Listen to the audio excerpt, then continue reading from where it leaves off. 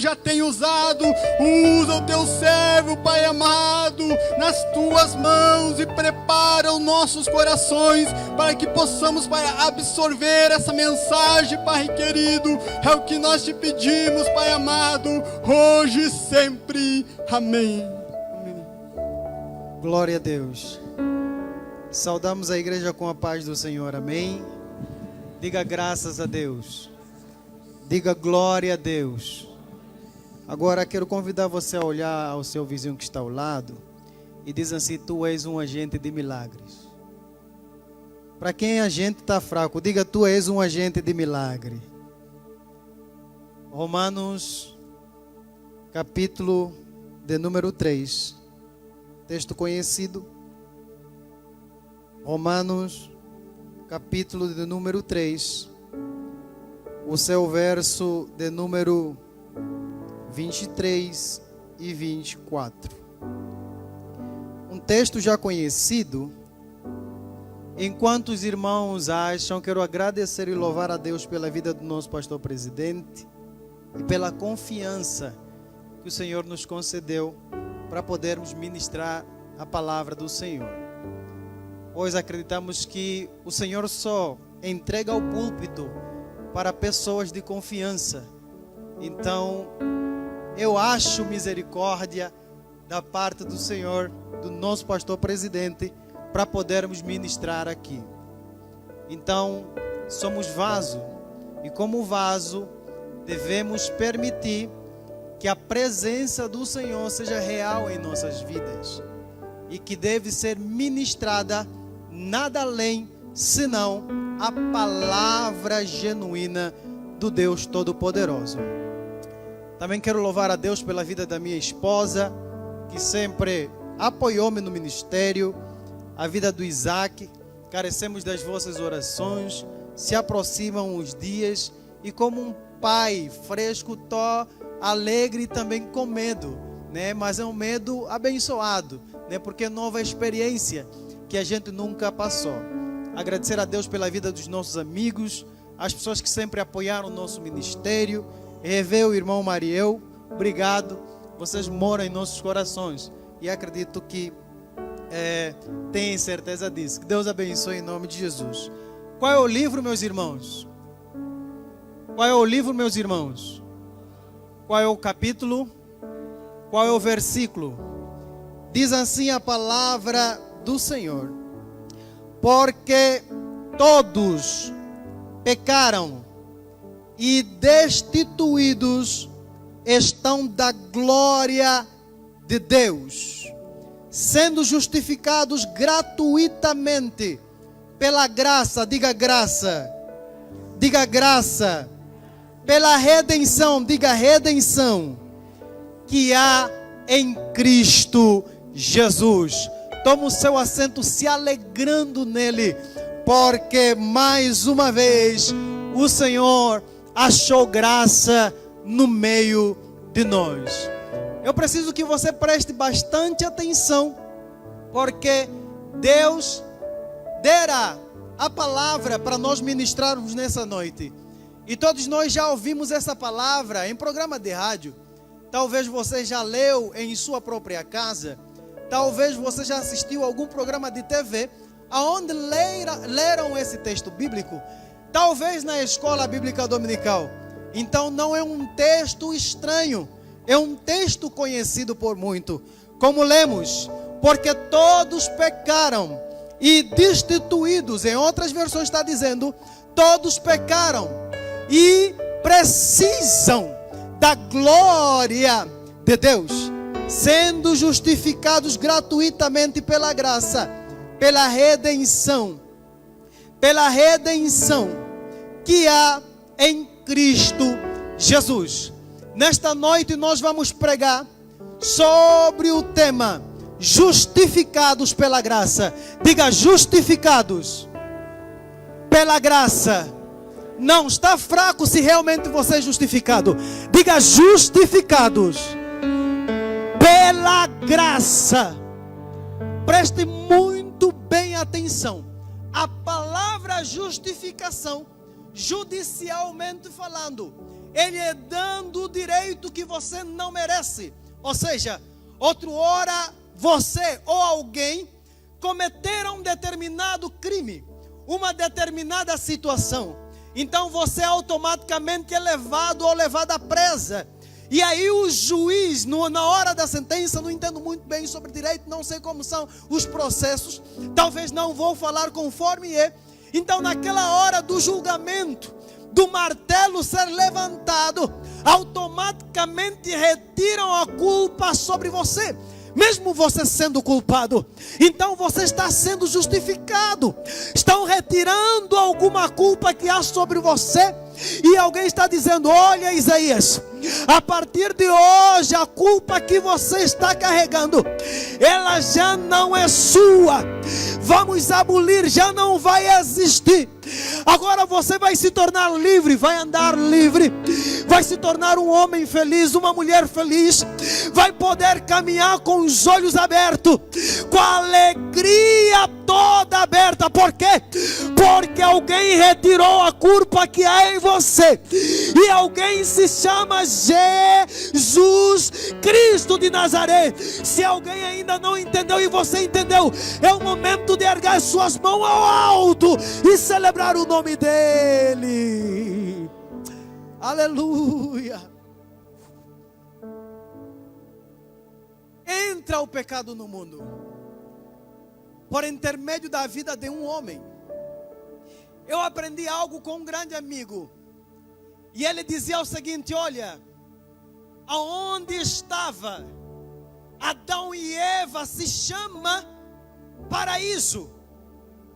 Eles estavam no melhor lugar, que é a representação do céu na terra. Estavam no melhor lugar, tinham liberdade para adorar a Deus, glorificar a Deus, erguer as mãos, caminhar, fazer de tudo. Mas eles não valorizaram o lugar onde eles se encontravam. Mas nós, irmão Mariel, nós nunca estivemos no paraíso, mas ouvimos sobre o paraíso. Nunca vimos o paraíso, mas enxergamos no olhar espiritual o paraíso. E a nossa ansiedade é de que um dia nós chegaremos no paraíso. Por quê? Porque a graça de Jesus atingiu a sua vida, chegou na sua casa. Celebre pela graça de Cristo. Se você ainda não está entendendo o mistério, é porque você precisa acordar espiritualmente falando. O pecado entrou, o homem perdeu a graça, a intimidade, a aproximação de falar com Ele, e o homem se afastou da presença de Deus. Quando nós pecamos, a nossa mente fica toda ela, vou usar um termo mais prático, escura. Ou seja, já não entendemos as coisas espirituais, achamos as coisas natural. Daqui a bocado alguém é cheio de Deus, você acha natural.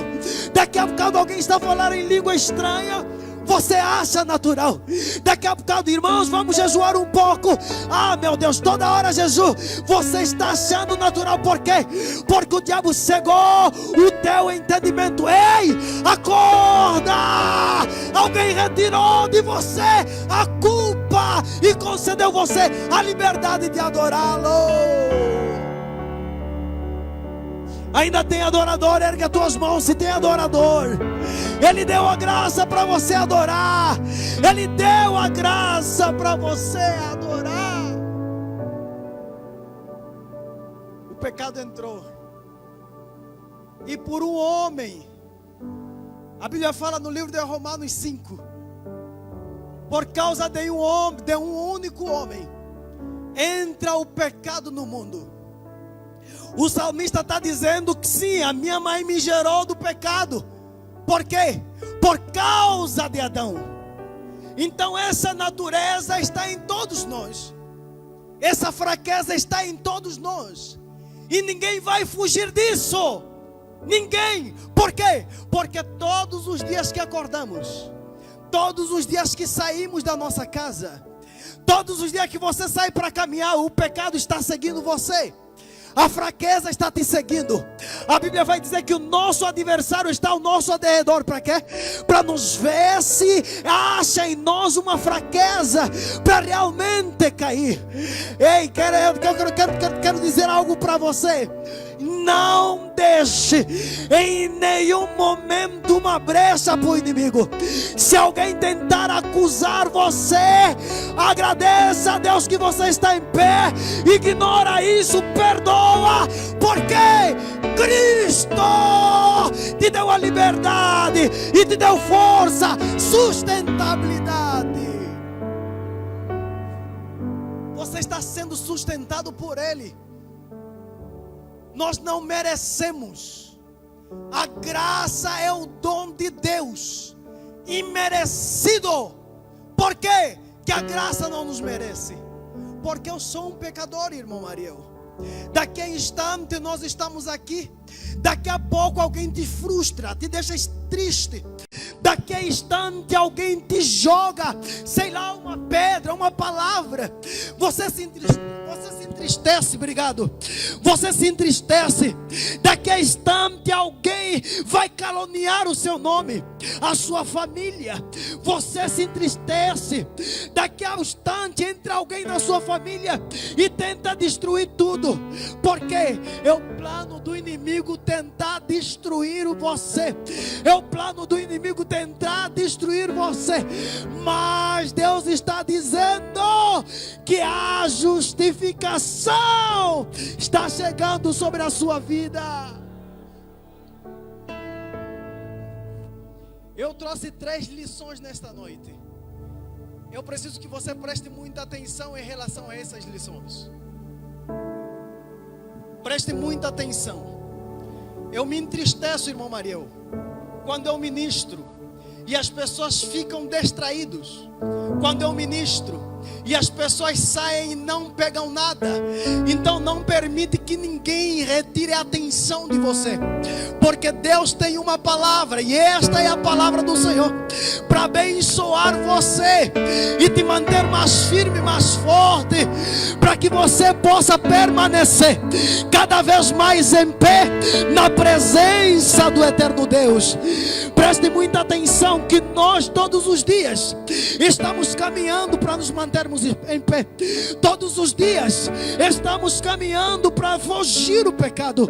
Todos os dias estamos caminhando para nós nos permanecermos santificados. Ei, a vida cristã, preste bem atenção, a vida cristã não depende da nossa vinda todos os dias para a igreja. A vida cristã, ou a nossa salvação, não depende todos os dias acordar e vir à casa do Senhor. A vida cristã depende, primeiro, renunciar a si mesmo, tomar a cruz e seguir a Cristo. O que isso significa, Isaías? Abandonar o pecado, o adultério, a fornicação, abandonar tudo aquilo que nos tira da presença de Deus. Por quê? Porque isso condenou a nossa vida da morte eterna. Aí chega Jesus dizendo, Isaías, hoje você não será mais pecador. Eu tomarei conta do seu pecado. A minha santidade darei a você para viver. A Bíblia está dizendo o seguinte, que Cristo Santo olhou para nós como pecador. Está dizendo assim, irmão Celso, Isaías, Celso, igreja, você é um pecador, mas eu achei graça em você. Você é um pecador, mas eu achei graça em você.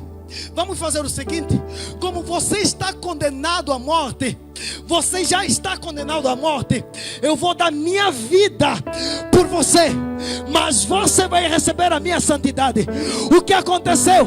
Jesus foi morto na cruz de Calvário, dando a sua vida por nós, e nós nos tornamos santos, puro, lavado e redimido no sangue. Você tem ideia disso? Você tem ideia disso? Jesus deu a vida por você. Jesus deu a vida por mim. Jesus deu a vida por nós. Então você não deve andar do teu jeito. Você não deve falar do teu jeito. Você não deve caminhar do seu jeito. A primeira coisa é: seja real com você mesmo. Seja verdadeiro com você mesmo. E seja verdadeiro com Deus. É com Ele. É com Ele. A minha vida deve ser a casa de Deus. Escute isso que eu estou dizendo. A minha vida deve ser a casa de Deus. A tua vida deve ser a casa de Deus. Repito, o facto de nós virmos à casa de Deus não determina a nossa salvação, mas a nossa salvação consiste na fé em Cristo Jesus. Por essa razão entra a graça, e essa graça segura você, coloca você sobre o colo e te sustenta. De que jeito te sustenta? Meditando na palavra, orando, jejuando, perdoando os inimigos, orando por aqueles que te amaldiçoam, orando, jejuando. Terminou aí? Não. Enquanto Cristo não vem buscar a sua igreja, eu continuo perseverando. Enquanto Cristo não vir buscar a sua igreja, eu continuo orando. Se alguém um dia dizer para você que a vida cristã é fácil, então que nos ensine esse caminho da facilidade na vida cristã. Não é fácil para ninguém. Tem tanta gente que diz assim: ah, Isaías, eu estou triste com o irmão fulano, estou triste por ele, por isso que eu me desviei. Tanta gente já me falaram isso. Estou triste com o irmão fulano, por isso já não vou tanto para a igreja. Estou triste com o irmão fulano, a irmã fulana, porque me fofocou. Ei, se realmente você entrou aqui por causa da irmã fulana, você tem todo o direito de você sair daqui. Mas se você entrou aqui por causa de Cristo, se você entrou aqui por causa de Cristo, se você entrou aqui por causa de Cristo, você precisa renunciar, você precisa permanecer, você precisa em todo momento suportar. Olha o que a Bíblia fala: suportai uns aos. Mariel, nós precisamos nos suportar, precisamos nos ajudar. Tem gente que vai apontar dedo para você. Não se preocupe, Ele deu a vida por nós. Ele deu a vida por você. Ele deu a vida por nós, por nós, por nós, por nós, por nós. Mesmo sendo nós ainda o que, Isaías? Pecador. A primeira lição dessa noite que o Senhor colocou no meu coração é a penalidade da culpa do homem. O homem pecou, então tem uma pena, Samuel. Quem peca, quem rouba contra a justiça, quem desfrauda, quem comete, para quem dirige uma infração, acelerar bastante o carro em um lugar onde diz que até aqui você deve andar por 60 e você passa, o que é que você recebe depois? O que é que vai chegar em sua casa? Uma multa. Então você vai ter que pagar por aquilo que você cometeu.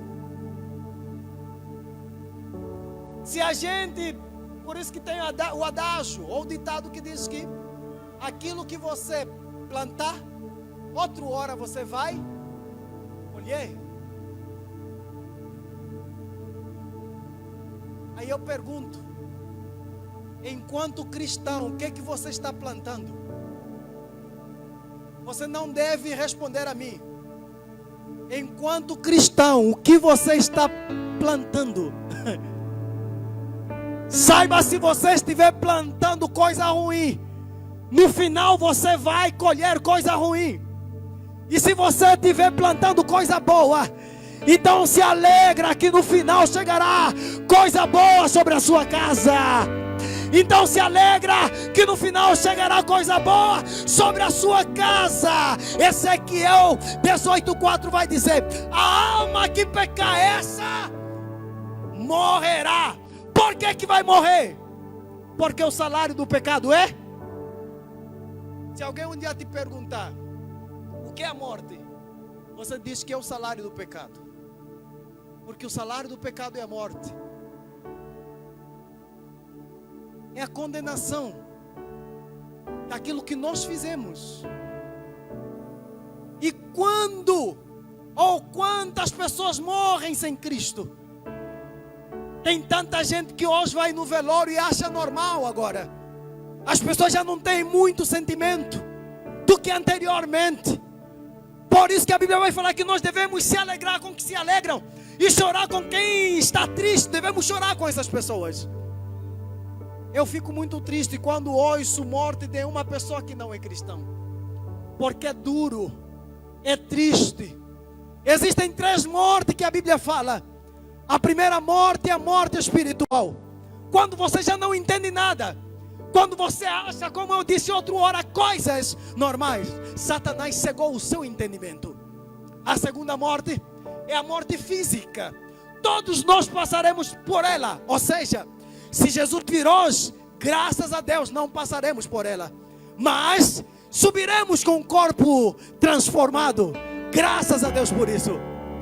A terceira morte qual é, Isaías? A morte eterna. Só passarão por essa quem não morreu ou quem não faz parte da igreja de Cristo. Mas você jamais passará por essa. Sabe por quê? Porque você será transformado. Sabe por quê? Porque o sangue de Cristo está derramado, foi derramado pela sua vida, pela sua causa. Então se alegre pela salvação de Cristo. Bata no peito e fala: eu já não sou condenado. Não, diga: eu não sou condenado. Diga: Jesus me libertou, Jesus me salvou. Ergue as mãos para o céu, diga: eu sou livre. Diga: eu sou livre. Diga: eu sou livre. Quantos livres estão aqui nesta noite? Celebra o nome dele. A segunda lição. A primeira lição é penalidade da culpa do homem. Grave isso. A segunda lição é absolvido e regenerado. Quando nós não aceitamos a Cristo, em primeiro instante, as pessoas começam a falar do Evangelho. E falando do Evangelho ouvimos. E ouvindo aceitamos. E aceitando a Cristo, esse processo todo de você aceitar a Cristo chama-se regeneração. Exemplo bíblico, Isaías. João capítulo 3. Um grande homem, Nicodemos, conhecia a Cristo, entendia sobre a Torá, sobre os conhecimentos bíblicos, mas ele não entendia de como aconteciam os milagres.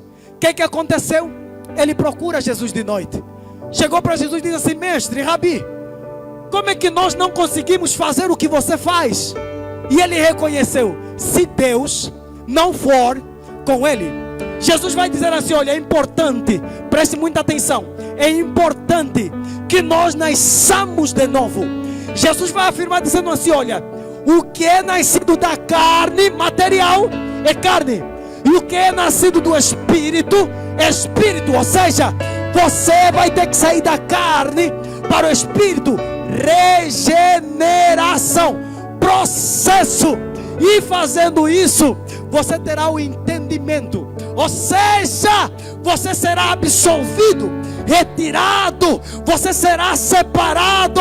Por quê? Por isso que a Bíblia vai dizer assim: que Deus amou o mundo de tal maneira que deu o seu Filho unigênito, para que todo aquele que nele crê não morra, mas tenha a vida eterna. Ou seja, Deus concedeu Jesus ao mundo, mas não será todos que estarão a aceitá-lo. Jesus veio para todos, mas Ele não é para todos. Você está entendendo? Jesus veio para todos, mas Ele não é para todos. Ele é apenas para você e para mim. Desde que nós reconhecemos a sua existência, mesmo nunca ter visto Ele.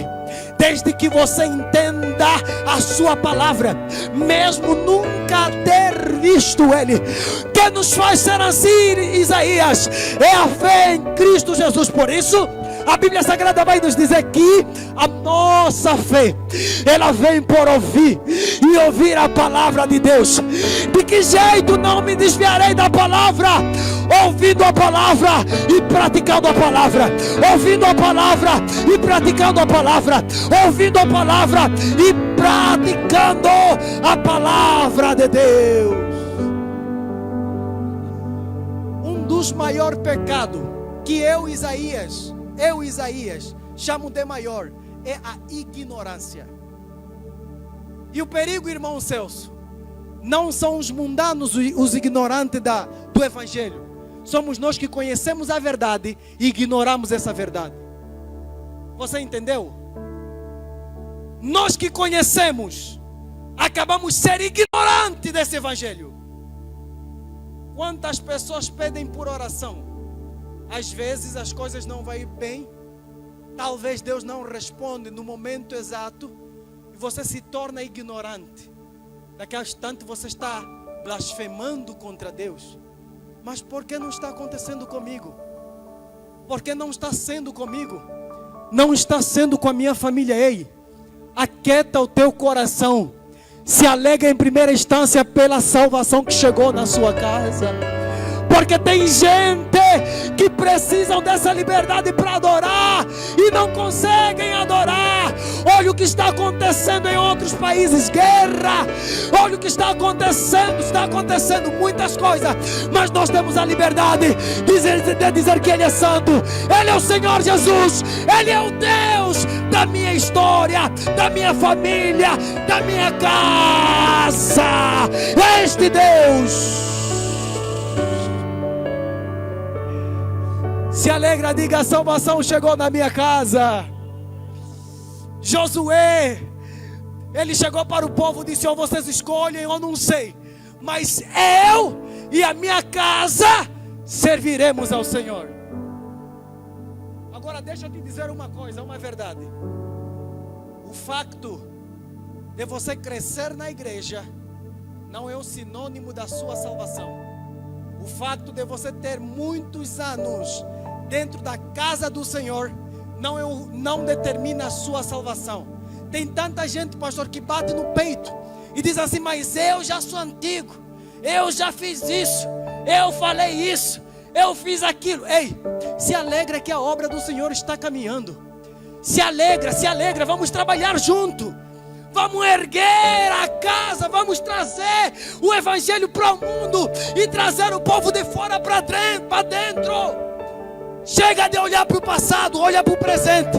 O que você está fazendo agora no presente? Deus não te chamou para o passado.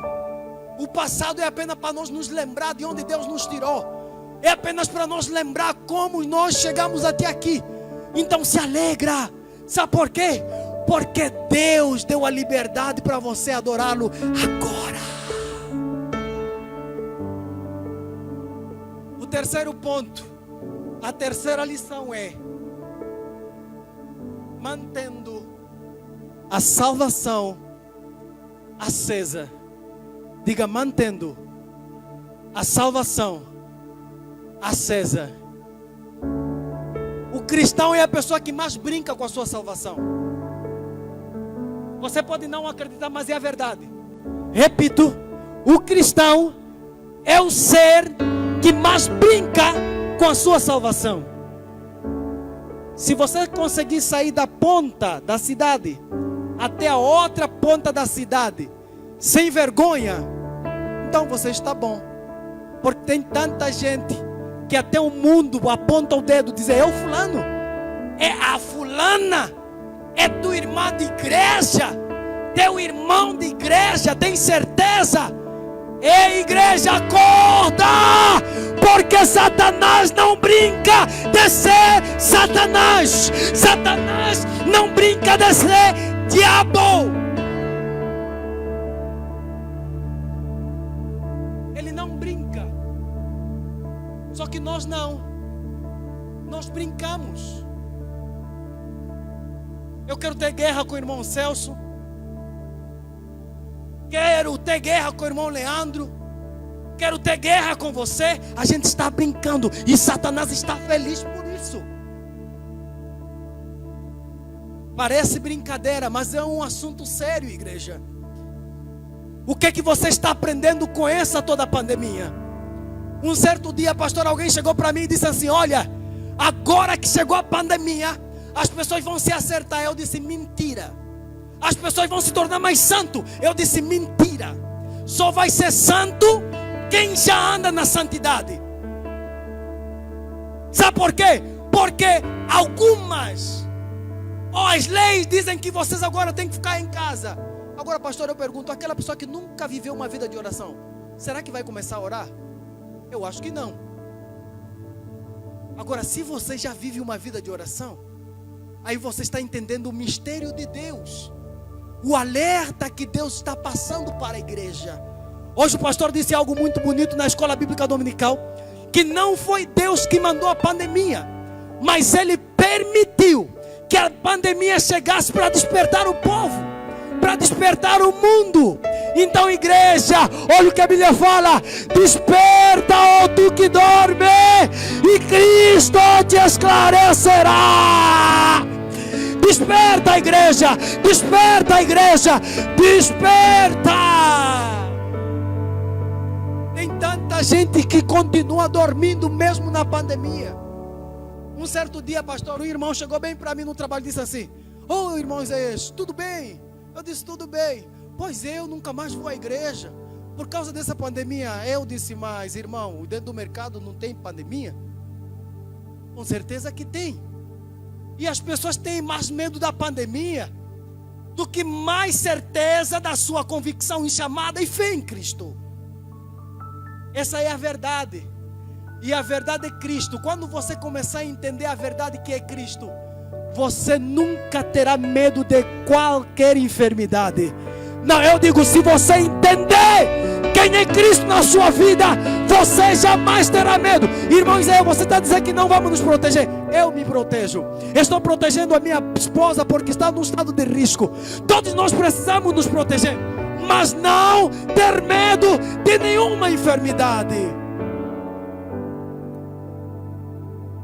Então você precisa manter acesa ou aceso essa chama da sua salvação que é em Cristo. As pessoas têm que olhar em você e eles verem o reflexo de Cristo. O reflexo de Cristo.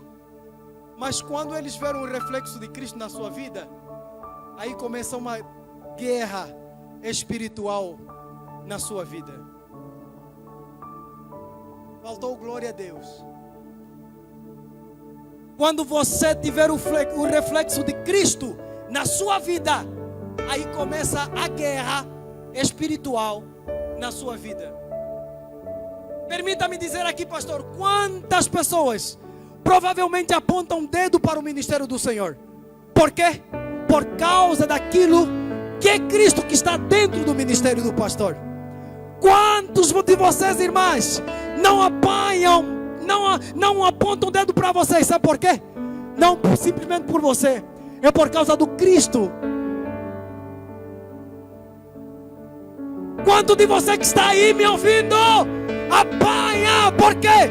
Por causa do Cristo que está dentro de você. Sabe por quê? Porque é Ele que está dentro de você. Por isso que a Bíblia vai dizer que a peleja não é tua, ela é do Senhor. Por quê? Porque o Senhor está dentro de você. E o inimigo começa a levantar adversário. E quem são os adversários de fora? Nem sempre os nossos adversários são de fora.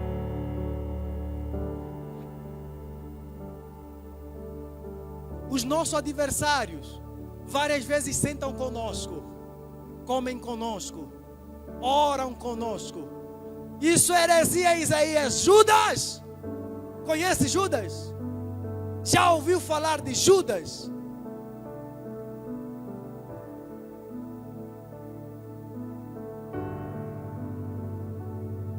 não sei você. A minha esposa não me deixa mentir, conhece muito bem o meu ministério. Mas você deve agarrar a sua mão, a mão da sua família, e começar a levantar altar dentro da sua casa, para manter a chama acesa dentro dela, para manter a chama acesa. Ei, deixa eu dizer uma coisa, eu sou filho de um pastor, mas o ministério do pastor, do meu pai, não depende de mim. Eu faço parte dela. Escute, eu faço parte dela, mas a salvação depende de mim. Tem tanta gente que se torna relaxado, está tanto relaxado. Elas não, deixa do jeito dele, deixa como ele vai, deixa. Daqui a instante como fica. Comece a orar por ele. Irmão José, mas o meu está desviado. Não se preocupe que o Senhor vai dar vitória na última hora. Você perdeu de dar glória. Eu disse, não se preocupem, porque o Senhor vai dar vitória na última hora. Então mante essa chama acesa na sua casa.